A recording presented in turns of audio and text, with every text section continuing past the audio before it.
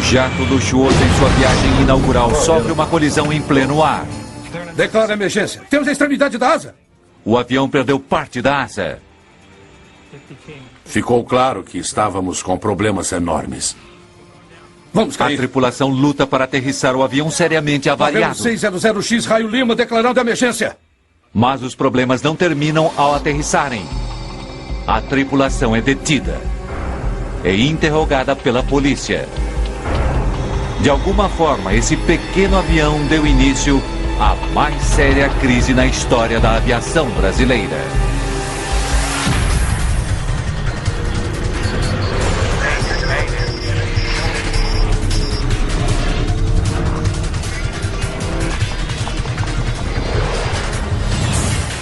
Mayday, desastres aéreos. Essa é uma história real, baseada em relatórios oficiais, gravações das conversas na cabine e relatos de testemunhas. O acidente da Gol. 29 de setembro de 2006, São José dos Campos, Brasil.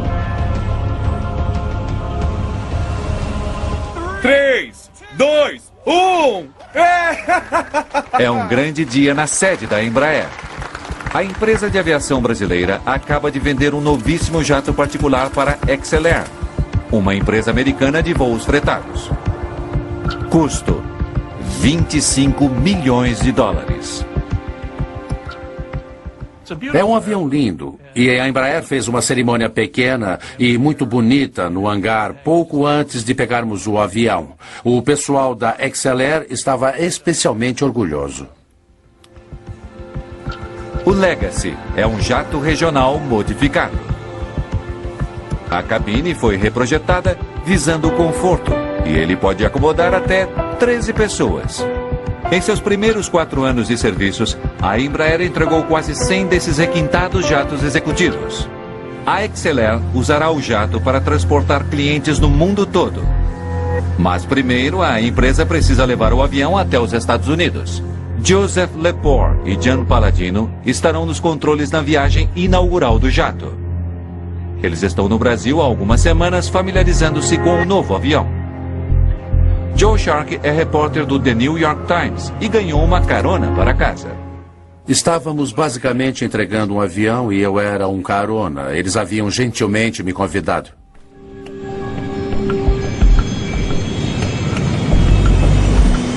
O jato Legacy está indo para Manaus, no norte do Brasil, uma parada a caminho de Nova York. Meia hora depois da decolagem, o Legacy está sobrevoando o coração do Brasil. Lá embaixo a paisagem se estende por vários quilômetros. A vista que se tem da janela é espetacular. Olhei para fora e fiquei estupefato. No horizonte a gente só via os topos das árvores. E eu me lembro agora o quanto era bonito. Faltando 10 para as 4 da tarde, o jato Legacy faz contato com os controladores de voo na Central de Controle Aéreo de Brasília, ainda a quase 100 quilômetros dali. Brasília, novembro, 600X Raio Lima. Nível de voo 370. Boa tarde.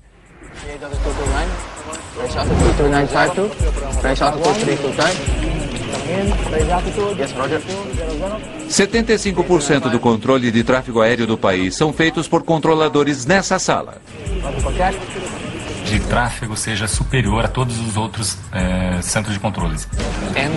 Um dos muitos aviões que eles irão acompanhar hoje é o jato Legacy. Todos os voos controlados pelo controle de tráfego aéreo de Brasília aparecem em telas de computador como pequenos círculos, movendo-se na direção do avião. O computador também mostra as altitudes real e planejada dos aviões. Novembro 600X Raio Lima. Escolca idente. Entendido. Palladino envia um sinal que os controladores usam para confirmar que os dados em sua tela estão vindo de um determinado avião. Vigilância de radar.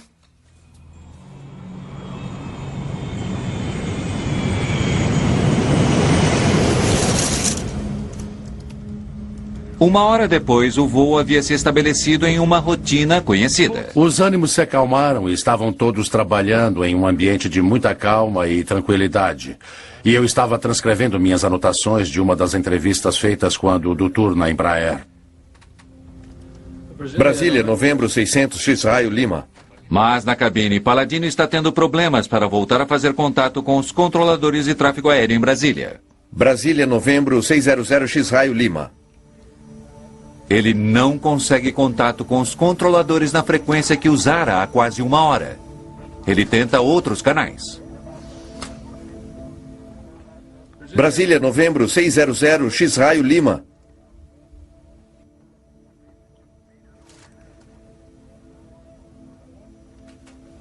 Brasília, novembro, 600 X-Raio Lima. Depois de 12 tentativas, Palladino finalmente entra em contato com o controle de tráfego aéreo de Brasília. Dessa vez com um controlador diferente que lhe fornece as frequências de rádio para contato futuro. 7. Contate 123, decimal 32. Se não conseguir, 126, decimal 45. Não entendi os últimos dois. Diga a frequência mais uma vez para novembro, 600 X-Raio Lima. O Legacy perde o contato por rádio mais uma vez. Brasília, novembro, 600 X-Raio Lima. Enquanto os pilotos tentam restabelecer a comunicação com Brasília, o avião continua a avançar. Faltam poucos minutos para as 5 horas.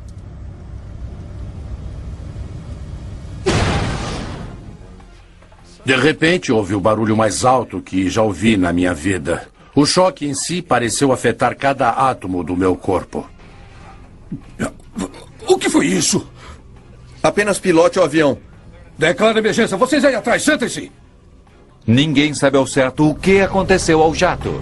Mas quando Joe Sharkey olha pela janela, ele fica aturdido com o A que vê. extremidade da asa fora arrancada, estava serrilhada, parecia ter sido mastigada. E estava claro que o problema era realmente sério. Ralph Michele, vice-presidente da XLR, corre até a janela para ver os danos. Perguntei ao Ralph qual a gravidade. E ele olhou para mim e disse, é sério. Como tem mais experiência com esse tipo de avião, o copiloto Palladino assume o controle do jato avariado. Deixe-me pilotá-lo, tudo bem? Estamos descendo, quero descer. Certo, é seu, A é seu. tripulação ainda não consegue contato com os controladores. Novembro 600 X-Raio Lima declarando emergência. Temos a extremidade da asa. Não! Droga! Toda a extremidade da asa do Legacy está se rompendo. Isso afeta o fluxo de ar e está dificultando o controle do avião. Como está indo? Tudo bem? À medida que o avião começa a descer, os passageiros na parte de trás estão preocupados com o fato dos danos à asa estarem se agravando. Nossa principal preocupação era aquela asa. Ela havia sido tão atingida que sua integridade estrutural estava obviamente ameaçada. A extremidade estava se separando. Com tamanho dano à asa, os pilotos não podem virar bruscamente. Se houver uma tensão muito grande, a asa poderá ser arrancada. Estávamos em uma situação em que achávamos que íamos morrer. Eu pensei em minha esposa e pensei, bem certo, uma coisa que eu posso fazer é escrever um bilhete para minha mulher. E foi o que eu fiz. Eu peguei meu caderno de anotações e escrevi um pequeno bilhete dizendo que eu a amava. Bem, simplesmente dizendo o que eu conseguia. O Amazonas é um lugar terrível para se aterrissar um avião. Tudo que se vê é uma floresta densa. Não há nada lá embaixo, a não ser árvores. E eu pensei, onde é que eles vão aterrissar esse avião? Droga! No ar, há poucas horas, em sua primeira viagem, o jato seriamente danificado está caindo. O voo de Palladino e Lepore logo será analisado e discutido em todo o Brasil. O veredito contra eles será duro. Por favor, responda novembro 600 X-Raio Lima. Voltaremos a seguir com Desastres Aéreos no Nat Geo. Desastres Aéreos no Nat Geo. A tripulação do jato Legacy busca desesperadamente um lugar onde aterrissar seu avião avariado. O comandante Joseph Lepore encontra uma pequena base militar em seu mapa. Novembro 600 X-Raio Lima, temos uma emergência. Relate sua emergência. Novembro 600 X-Raio Lima declarando emergência. Temos de aterrissar em Sierra Bravo. Charlie, esse aeroporto é seu. Afirmativo. Achar um aeroporto foi um golpe de sorte, mas os problemas da tripulação estão longe de terem chegado ao fim. Agora eles precisam aterrissar com segurança o avião avariado. Palladino e Lepore não conseguem configurar seu avião para uma aterrissagem de rotina. Estender flaps para aproximação de pouso. No 9. Aterrissar. 9. A ação de estender os flaps aumenta o tamanho das asas. Como uma asa maior pode gerar maior sustentação, os pilotos podem diminuir a velocidade para aterrissar. Tudo bem. Ótimo.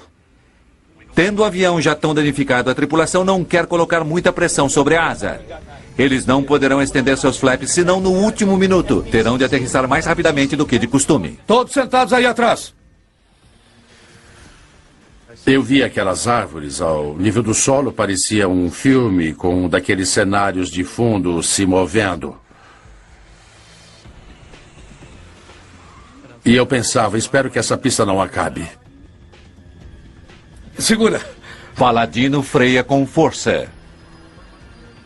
Ótimo. Ótimo. Mantenha-se. Segura. Então, finalmente, o avião começa a diminuir a velocidade.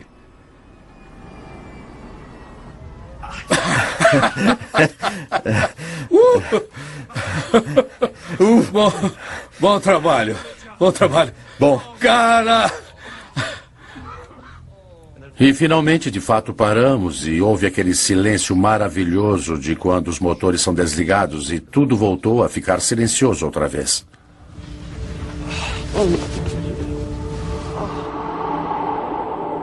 Durante mais de 25 minutos, o jato executivo havia voado sem parte de sua asa.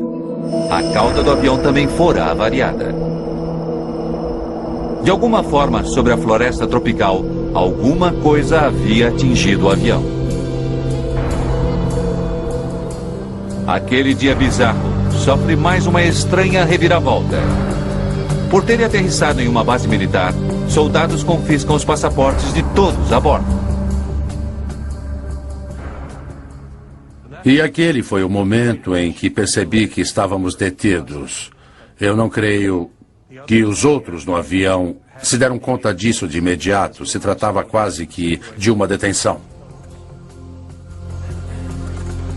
Juntamente com os dois pilotos, os passageiros do jato são levados a uma base aérea nas proximidades.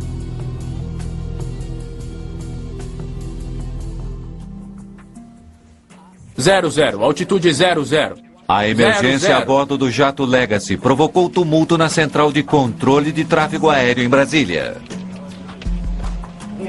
Mas esse não é o único problema que os controladores estão enfrentando. Um outro avião que eles estão esperando ver não apareceu. O voo 1907 da Gol deveria estar no radar em Brasília. O avião desaparecido é um Boeing 737 com 154 pessoas a bordo. Ele está voando há 2 horas e deveria estar se aproximando de Brasília. Mas os controladores em Brasília não conseguem encontrar qualquer sinal daquele avião.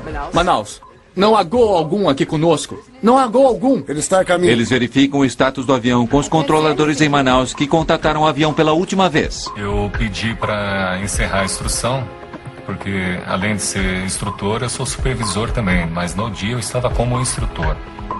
Em meio ao Amazonas, aqueles que estavam no jato da XLR também se esforçam para descobrir o que aconteceu. Batemos em alguma coisa, cara. Isso é tudo que eu sei. Talvez um condor. Você está brincando. Estávamos a 11.100 metros. Quem sabe um jato militar? Vai ver, algum avião explodiu e entramos no campo dos destroços. O impacto teria sido maior. Enquanto tentam juntar as peças dos estranhos acontecimentos daquele dia, o grupo recebe uma notícia terrível. Um voo da Gol caiu. É o avião que está desaparecido. Eu acabei de ouvir que um 737 caiu na Amazônia, perto do rio Amazonas. O quê? Aquilo foi terrível e, na hora, o mundo todo mudou. Joe e Jan ficaram chocados. Eu não creio que eu tenha visto 2 homens mais angustiados. O voo da Gol cair exatamente onde o Legacy perdera parte de sua asa. Não podia ser uma coincidência.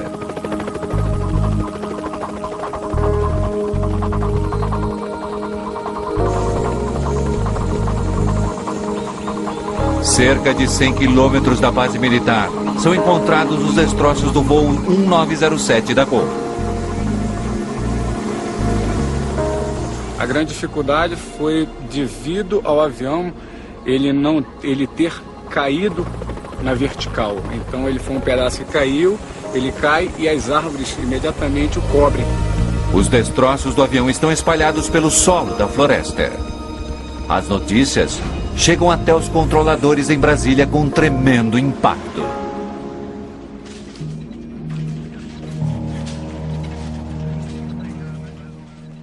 Eles perceberam que o que de pior poderia acontecer no controle de tráfego aconteceu.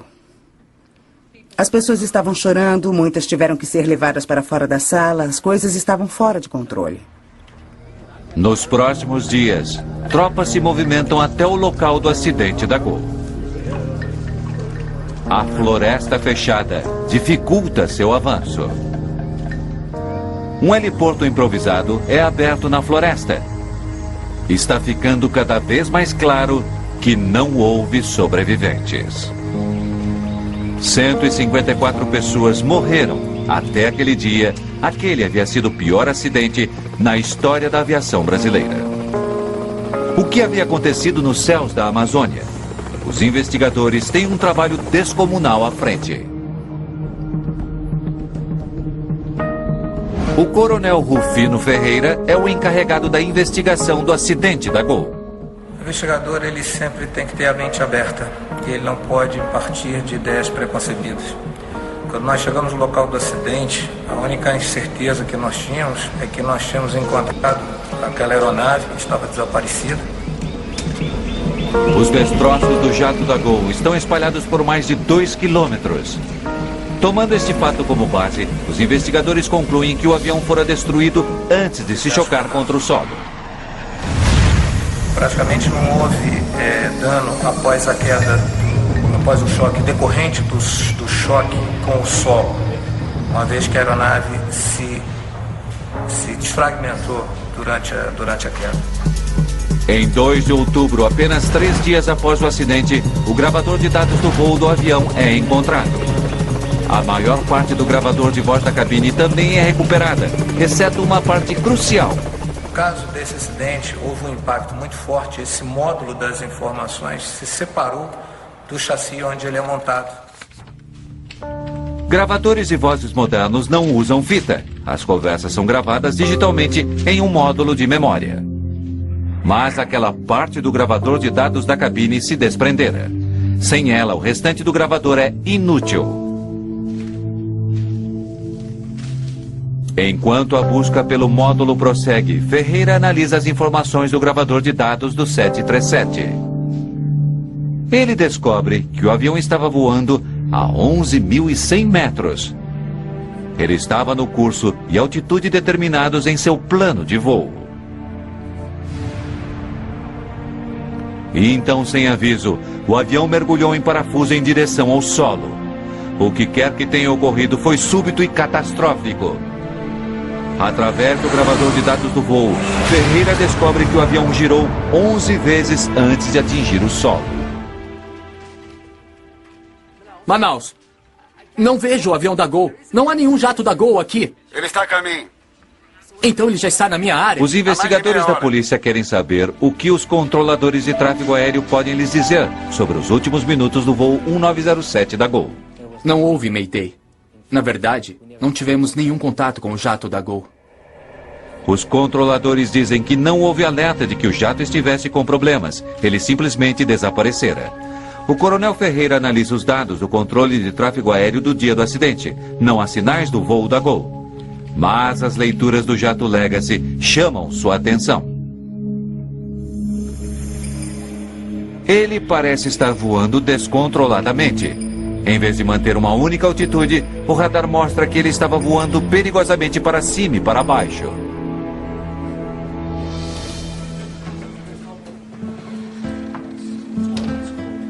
Talvez os pilotos do jato particular estivessem testando seu novo avião, subindo e descendo rapidamente.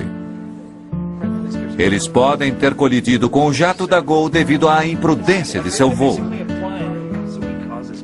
Quando os jornais do país põem as mãos naquela informação, ela é notícia de primeira página. A população achava injusto que um avião menor tivesse conseguido fazer um pouso de emergência e que o avião maior, com 154 pessoas, tivesse caído no Amazonas matando a todos. Nem Lepore e nem Paladino são acusados oficialmente. mas ficam confinados em um quarto de hotel no Brasil durante o andamento da investigação.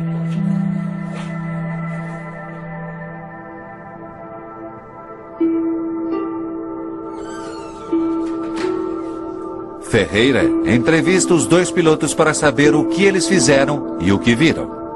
Ouça, estávamos indo para noroeste em rota para Manaus a 11.100 metros. E estávamos tentando fazer contato com o controle de Brasília Vocês quando... estavam mudando de altitude? Não. Eu estava no avião. Se o avião estivesse voando de forma errática ou fazendo acrobacias ou o que fosse, creio que eu teria uma história muito boa para o The New York Times. Vocês disseram que estavam voando a 11.100 metros. Isso, exatamente nível de voo 370. Nunca saímos disso. Ao rever as informações do gravador de dados de voo do Legacy, Ferreira confirma a história dos pilotos. Embora o radar em terra mostre o Legacy voando descontroladamente, os dados do avião mostram que ele não mudara de altitude. Mas há algo terrível acerca da rota do Legacy. O jato executivo estava voando para o norte, para Manaus. O avião da Gol voava para o sul, vindo de Manaus.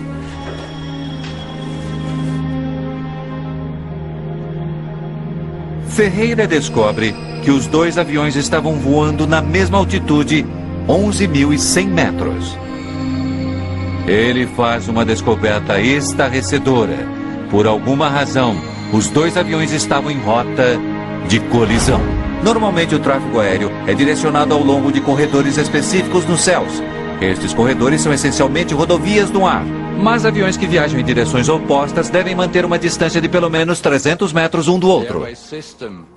O sistema de aerovias, por exemplo, entre Brasília e Manaus é bastante simples. Ele funciona mantendo os aviões voando em direção ao norte em níveis regulares e os aviões em direção ao sul em níveis irregulares. Mas, de alguma forma, o jato Legacy e o Gol 747 estavam voando na mesma aerovia em direções opostas.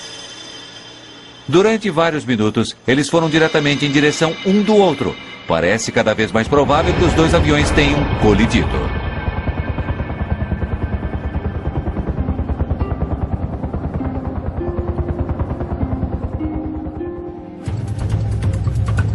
A equipe trabalhando no local do acidente encontra provas dessa inacreditável teoria. A asa esquerda do avião da Gol é recuperada. Os investigadores descobrem que mais ou menos na metade, a asa está nitidamente cortada de fora a fora. Nenhum dos outros destroços está cortado dessa forma. A natureza precisa do corte revela aos investigadores que esse não foi um dano provocado pelo impacto com o solo. Então, o dano na asa esquerda realmente é muito conclusivo no aspecto de ter sido causado pelo choque com a outra aeronave. A asa seriamente danificada teria levado o 737 a um mergulho em espiral. Os pilotos não teriam tido como controlar isso. O súbito movimento em espiral teria desintegrado o avião. Esse é o motivo para os destroços estarem espalhados por uma área tão grande. Na asa danificada do Legacy, Ferreira encontra a prova mais conclusiva de que houver uma colisão. Foram encontradas marcas muito pequenas de uma tinta que poderia ser considerada como da cor da aeronave, da Gol. Juntos, os aviões tinham uma velocidade combinada de 1.600 km por hora. Naquela velocidade, a extremidade da asa do pequeno jato cortara facilmente o 737. Agora o coronel Ferreira compreende o que provocou a queda do jato da Gol, mas ele não sabe o porquê. Como os dois jatos ficaram no mesmo espaço aéreo sem que ninguém notasse. Voltaremos a seguir com Desastre.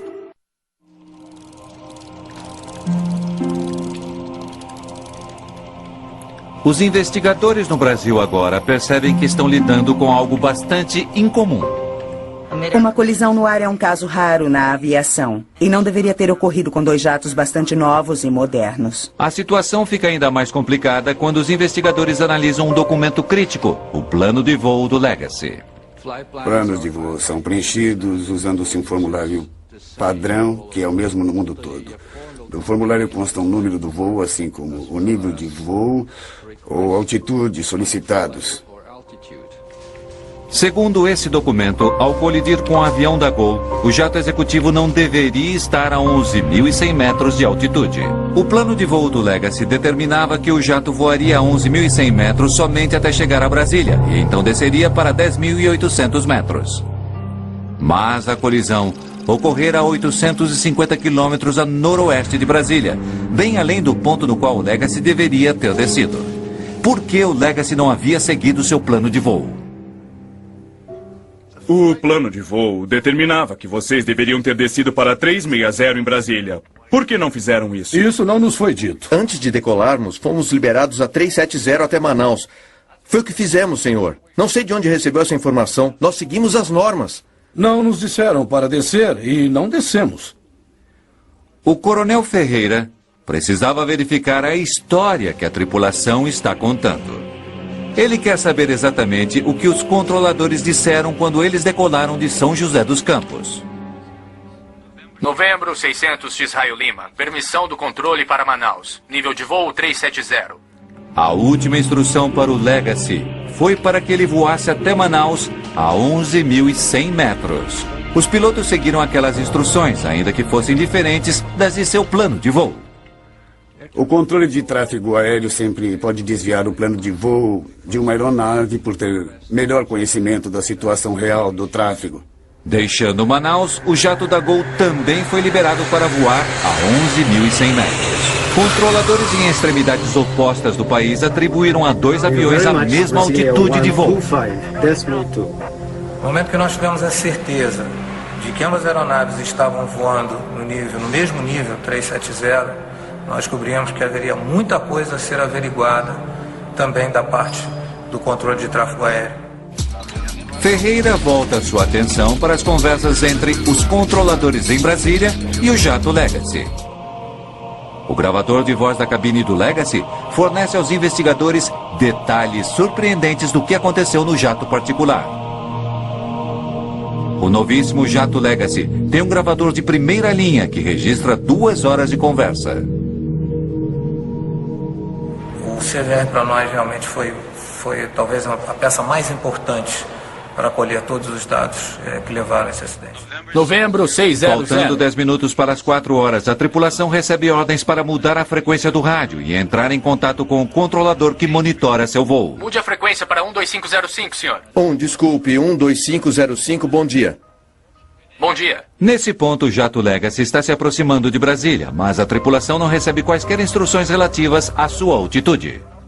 Brasília, novembro 600, X-Raio Lima, nível 370, boa tarde. Novembro 600, X-Raio Lima.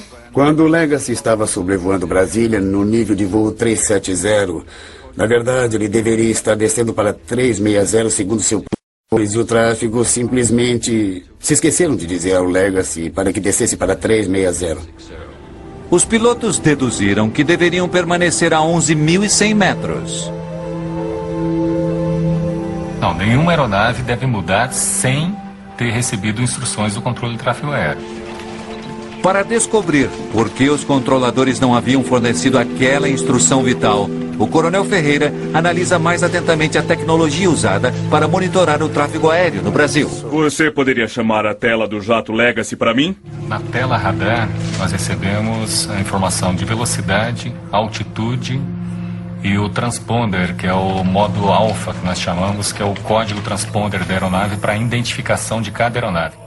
A cada voo é atribuído um código individual que ajuda os controladores a rastreá-lo. Abaixo dele há 2 números separados. O da esquerda se refere à real altitude do avião. O da direita, a altitude na qual o avião deveria estar, segundo seu plano de voo. Então aqui, o número muda para 360. Quando o jato Legacy passava sobre Brasília, o número da direita, a altitude planejada, mudou. O sistema computadorizado o atualizou automaticamente. Segundo o plano de voo, nesse ponto o avião deveria descer para 10.800 metros, 360. Pelo que sei, somente o sistema de controle de tráfego aéreo brasileiro está usando esse tipo de projeto. Em outras partes do mundo, essa atualização é feita manualmente. O computador mudou um único número que levou a um erro crítico. Sem muita experiência com o sistema computadorizado, o controlador confundiu a nova altitude planejada com a altitude real do avião.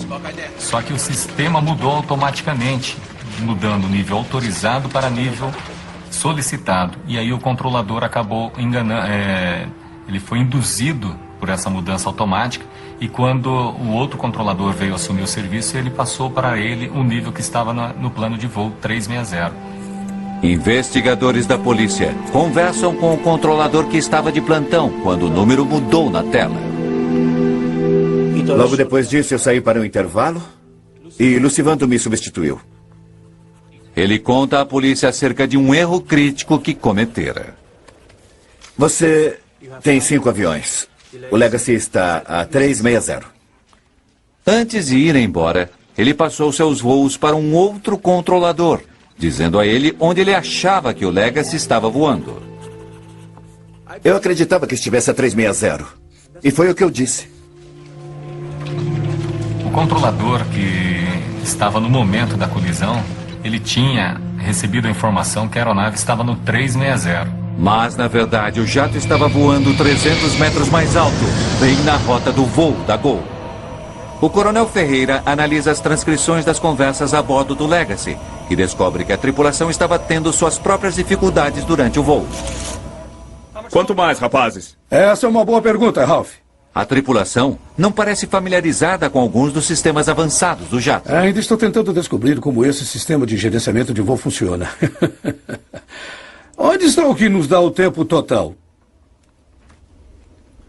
Minha impressão é que os pilotos estavam tentando aprender sobre os sistemas de seu avião durante o voo. Os investigadores também descobrem uma falha na comunicação. Brasília, novembro, 600, X-Raio, Lima, nível de voo 370, boa tarde. Novembro 600, X-Raio, Lima. Depois de uma breve conversa entre o jato Legacy e o controle de tráfego aéreo de Brasília, o coronel Ferreira percebe uma coisa extremamente incomum. Vigilância de radar? Durante quase uma hora, os pilotos do Legacy não falam com ninguém em terra. Brasília, novembro, 600, X-Raio, Lima. Paladino realmente tentou contato com o controle em terra, mas não conseguiu. Brasília, novembro, 600, X-Raio, Lima. Ele então tentou as frequências de backup, listadas em seus mapas de navegação. Brasília, novembro, 600, X-Raio, Lima. Seu único contato, uma única mensagem truncada. Desculpe, diga a frequência mais uma vez para novembro, 600, X-Raio, Lima. Tanto os pilotos quanto os controladores de tráfego aéreo deveriam ter se preocupado em manter contato o tempo todo. Essa é sua obrigação. Brasília, novembro, 600, X-Raio, Se Lima. pilotos e controladores tivessem conversado, eles poderiam ter descoberto que o Legacy estava voando para o norte, em um corredor reservado para o tráfego no sentido sul.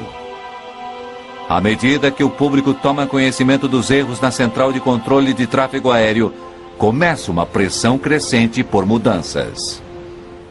Queríamos compreender o que havia acontecido a essas pessoas dentro das salas de controle. Os controladores deveriam ter conseguido ver em suas telas de radar que esses 2 aviões estavam voando em uma rota de colisão. O controle de tráfego aéreo brasileiro é um dos únicos no mundo feito em grande parte pelos militares. Como é feito pelos militares, isso é feito pela Força Aérea Brasileira. Não tínhamos total acesso às informações a não ser pelo que era divulgado. À medida que os controladores são acusados, muitos deles apontam histórias de excesso de trabalho e treinamento falho. Eles reclamavam que não eram bem treinados no inglês, o idioma internacional na aviação. E também se queixavam sobre seus equipamentos. Na verdade, o controlador que transmitiu errado a altitude do Legacy fazia esse trabalho há apenas 1 ano. Uma importante peça do quebra-cabeça ainda está faltando. Os investigadores ainda não sabem o que aconteceu durante os minutos finais do voo da Gol. Soldados têm vasculhado a floresta amazônica com detectores de metal em busca do módulo de memória desaparecido do avião.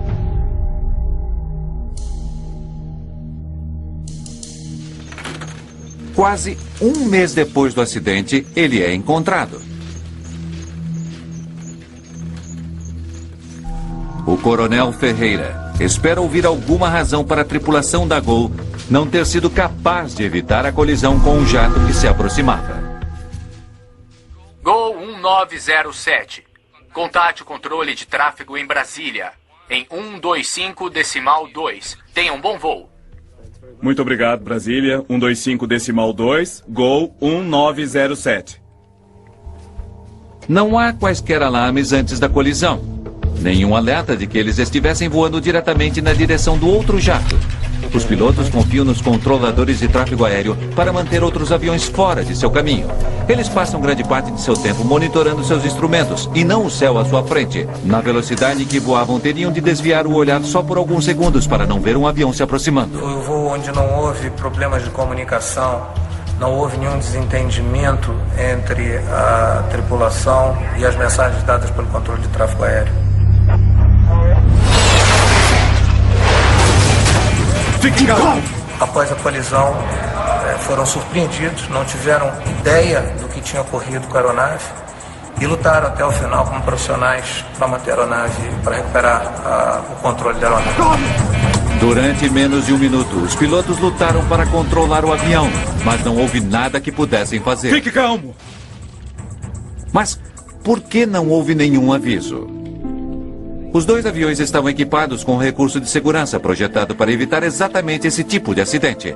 Agora, Ferreira precisa descobrir por que aquele sistema falhou. No início da investigação, imagens estranhas de radar sugeriam que os pilotos do Legacy estavam voando desordenadamente sobre o Amazonas. Agora, tais suspeitas desapareceram. Entretanto, Ferreira revê os dados flutuantes do radar para compreender por que nenhum dos aviões soube que o outro vinha em sua direção. Veja, a altitude é muito significativa. Para tentar entender essa última peça do quebra-cabeça, o coronel Ferreira volta à tela do radar que os controladores de voo viram no dia do acidente. Em vez de exibir apenas a altitude esperada e a altitude real, a tela mostra também a letra Z entre elas.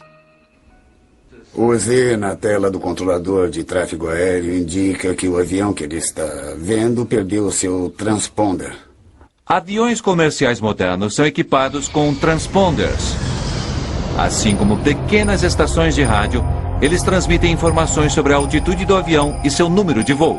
Essas informações são recebidas por computadores em terra e são imediatamente exibidas nas telas dos controladores de tráfego aéreo. Em Brasília, se o transponder falha, o chamado radar primário é acionado imediatamente. Sinais em terra são enviados, atingem o alvo e voltam. Aquelas leituras estavam terrivelmente imprecisas. A inexatidão do radar que rastreia o jato Legacy explica por que ele parecia estar subindo e descendo. Os investigadores descobrem que o transponder não estava enviando sinais durante mais de 50 minutos antes do acidente.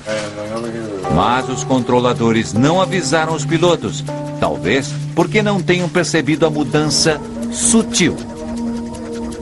O transponder tem um papel ainda mais crítico. Ele não apenas emite informações para os controladores em terra, mas também para outros aviões.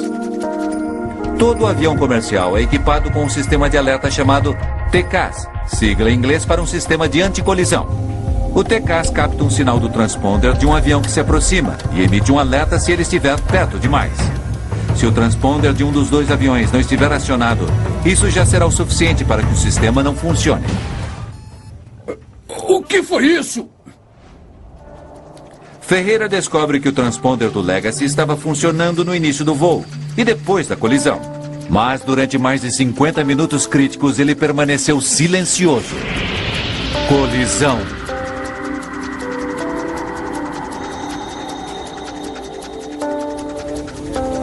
Como um jato de primeira linha que acabara de deixar a fábrica pôde apresentar problemas com seu transponder?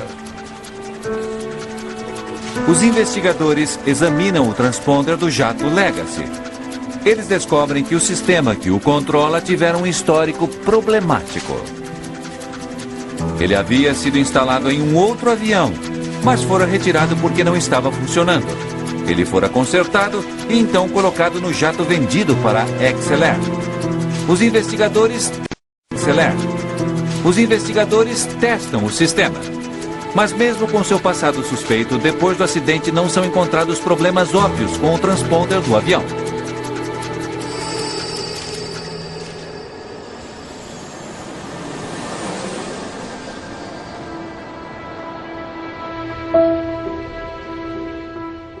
Esse é o layout agora do jato Legacy padrão. O Coronel Ferreira percebe algo potencialmente perigoso em relação ao projeto da cabine do Legacy. Se um piloto usar o descanso de pés do avião durante o voo, seus dedos poderão entrar em contato com os botões do transponder. Me mostra como é no modo standby. O piloto não perceberá facilmente quando o transponder estiver em standby. Não há alarme? Uma pequena luz amarela de alarme é a única indicação de que o transponder não está ligado. Os pilotos não perceberam a falha porque a luz não está ligada ao alarme central do sistema de alerta. Mas os pilotos do Legacy não se lembram de terem usado o descanso de pés do avião. Ainda estou tentando descobrir como esse sistema de gerenciamento de voo funciona. Os investigadores suspeitam que um dos pilotos possa ter desligado o transponder acidentalmente. No momento, o cenário provável é de ter ocorrido um desligamento involuntário por parte de algum dos tripulantes quando tentava se familiarizar com os equipamentos de bordo. O transponder fora desligado em um momento crítico e a tripulação não tinha um sistema de segurança para alertar de que estavam voando na direção de um 737. Ainda que o sistema TCAS do avião da Gol estivesse funcionando, ele não recebia nenhum sinal do jato que se aproximava. Aproximando-se um do outro a 1.600 km por hora, nenhum dos pilotos de nenhuma das aeronaves viu o avião do outro. Foi determinado que o sistema de controle de tráfego aéreo do Brasil passaria por mudanças radicais em função da colisão, mas tais mudanças não aconteceriam com facilidade. Voltaremos a seguir com Desastres Aéreos. A investigação do acidente do voo 1907 da Gol revelou problemas perigosos com o sistema de controle de tráfego aéreo do Brasil. Brasília, novembro, 600 X-Raio, Lima, boa tarde. 2 aviões foram orientados para voar na mesma altitude no mesmo espaço aéreo. Vigilância de radar? Controladores sobrecarregados e inexperientes em Brasília deixaram de instruir o jato Legacy para que descesse para 10.800 metros. Você tem 5 aeronaves. O Legacy está a 360. E confundiram a altitude planejada do Legacy com sua altitude real. Para tornar as coisas ainda piores, os pilotos do Legacy, não familiarizados com o espaço aéreo brasileiro, não conseguiram fazer contato com os controladores em terra.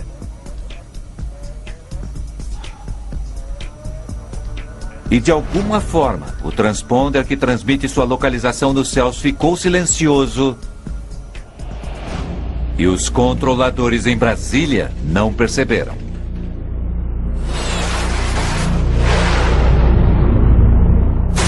Fique calmo! Calma!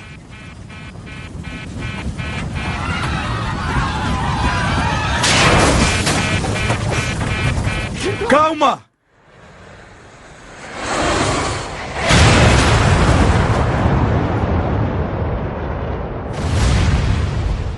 Um sistema de ATC de bilhões de dólares, projetado para manter aviões afastados, não conseguiu detectar 2 aviões em uma rota de colisão. Uma série de erros, de falhas humanas ocorreram e onde as defesas que normalmente todo o sistema, tudo na aviação possui para evitar esses erros, foram sendo uma a uma vencidas. Um mês depois do acidente do avião de passageiros da Gol, os controladores iniciam uma campanha de trabalho segundo as normas. Eles querem chamar a atenção para problemas dentro do sistema. Quando eles começaram a trabalhar segundo as normas, não mais indo além delas, isso provocou o que chamamos de crise na aviação brasileira. Em um determinado momento, talvez 40% dos voos em todo o Brasil apresentavam mais de 1 hora de atraso. Depois do acidente e da redução da jornada de trabalho, começaram a ocorrer mudanças. Tem havido muitas mudanças na aviação brasileira depois do acidente, especificamente no que diz respeito ao controle de tráfego aéreo. A Força Aérea teve que admitir que tinha falta de controladores e começou a haver também um maior grau de responsabilidade. Nos Estados Unidos, a Administração Federal de Aviação emite 2 recomendações em decorrência da tragédia. Os pilotos são alertados para a possibilidade de que, ao colocarem os pés para cima na cabine, eles poderão acidentalmente desligar o transponder. E os fabricantes são comunicados de que um alarme deve soar se o sistema TCAS for desligado. Os controladores envolvidos no acidente foram acusados de homicídio culposo em vários níveis. Entretanto, essas acusações criminais preocupam aqueles que estavam envolvidos mais de perto com o acidente. Trabalhar uma investigação com fins de prevenção, quando existe uma pressão muito grande de outros processos criminais e oriundos de uma comoção muito grande por ter sido o maior acidente. Ao culpar as pessoas, talvez estejamos criando uma cultura na qual as pessoas deixem de ser francas sobre falhas e erros. E ao tentarmos esconder tais coisas, elas acabam sendo jogadas debaixo do tapete e em pouco tempo surgirão de novo. Nenhum controlador sai de casa hoje pensando que vai bater um avião ou ele quer bater um avião. Então, a criminalização só atrapalha a investigação que no futuro pode vir a evitar novos acidentes. Mais de 2 meses depois do acidente, a tripulação do jato Legacy finalmente tem permissão para voltar aos Estados Unidos. Joe e Jan mal saíram do país. Houve uma tentativa de mantê-los ali que, na minha opinião, foi devido a uma acusação criminal apressada de, abre aspas, falha ao garantir a segurança dos céus brasileiros. Se por um lado estamos gratos pela volta em segurança de Joe e Jan e todos a bordo do Legacy, estamos tristes por essa tragédia que tirou tantas vidas de pessoas inocentes. Mais de 1 ano depois do acidente, o jato Legacy, que sobreviveu a uma colisão no ar, ainda está no aeroporto no Amazonas. Sua viagem inaugural foi interrompida por uma trágica série de falhas tecnológicas e erros humanos. Versão brasileira: Centauro.